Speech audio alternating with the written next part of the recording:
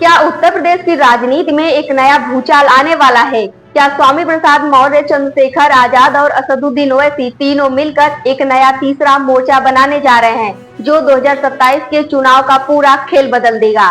या फिर चंद्रशेखर आजाद आखिरी वक्त में कांग्रेस के साथ चले जाएंगे?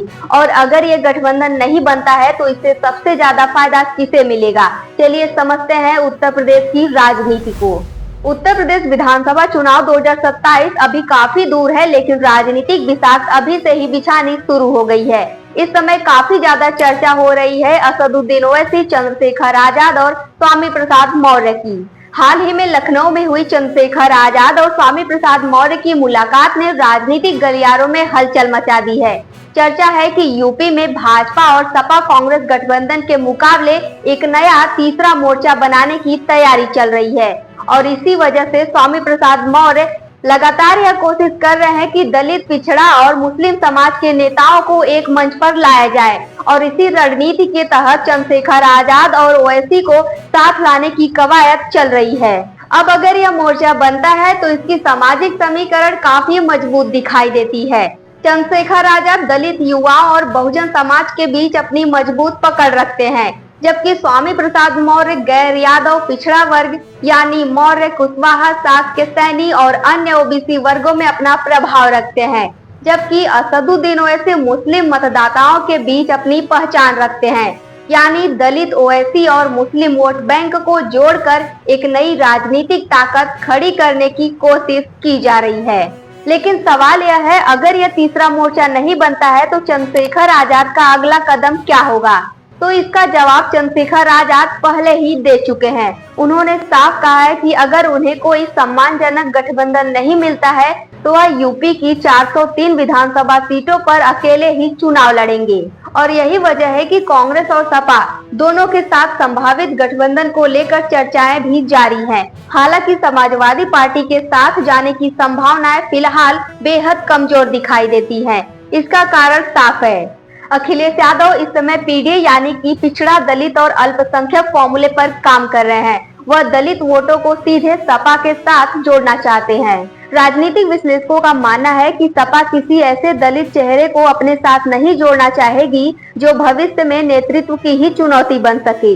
याद दिला दें कि लोकसभा चुनाव के दौरान भी अखिलेश यादव और चंद्रशेखर आजाद के बीच गठबंधन की बातचीत हुई थी, लेकिन आखिरी समय में बात नहीं बन सकी।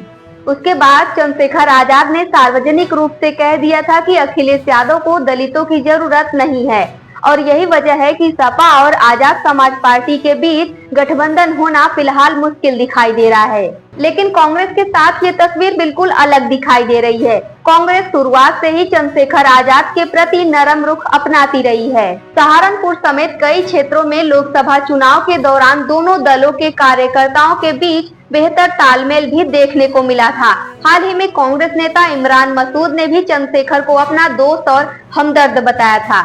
इसके अलावा राहुल गांधी और चंद्रशेखर आजाद के राजनीतिक संबंध भी काफी बेहतर माने जाते हैं। यही कारण है कि अगर तीसरा मोर्चा नहीं बना तो कांग्रेस चंद्रशेखर आजाद को अपने साथ लाने की कोशिश कर सकती है। अब बात करते हैं असदुद्दीन ओवैसी की। तो अभी हाल ही में यूपी दौरे के दौरान असदुद्दीन ओवैसी ने साफ संकेत दिए थे कि अब केवल दरी बिछाने की राजनीति नहीं चलेगी, बल्कि राजनीतिक हिस्सेदारी की लड़ाई लड़ी जाएगी। उनके इस बयान को तीसरे मोर्चे की संभावित तैयारी से जोड़कर देखा जा रहा है।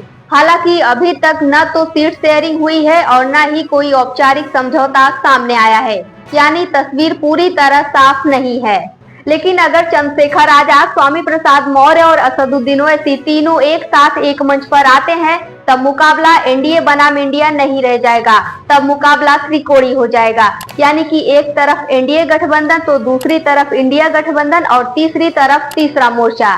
लेकिन इसके साथ एक बड़ा सवाल जुड़ा हुआ है, अगर दलित, मुस्लिम और ओबीसी वोट तीन अलग अलग राजनीतिक दलों में बंट जाते हैं तो इसका सबसे ज्यादा फायदा भाजपा को मिलेगा और यही वजह है कि आने वाले महीनों में यूपी की राजनीति का सबसे बड़ा सवाल यही रहेगा कि चंद्रशेखर आजाद तीसरे मोर्चे के साथ जाएंगे, कांग्रेस के साथ जाएंगे या फिर अकेले चुनावी मैदान में उतरेंगे। तो आपको क्या लगता है, क्या चंद्रशेखर आजाद, असदुद्दीन ओवैसी और स्वामी प्रसाद मौर्य तीनों मिलकर एक नया मोर्चा बनाएंगे या फिर कांग्रेस आखिरी वक्त में खेल बदल देगी? कमेंट करके अपनी राय जरूर बताइए।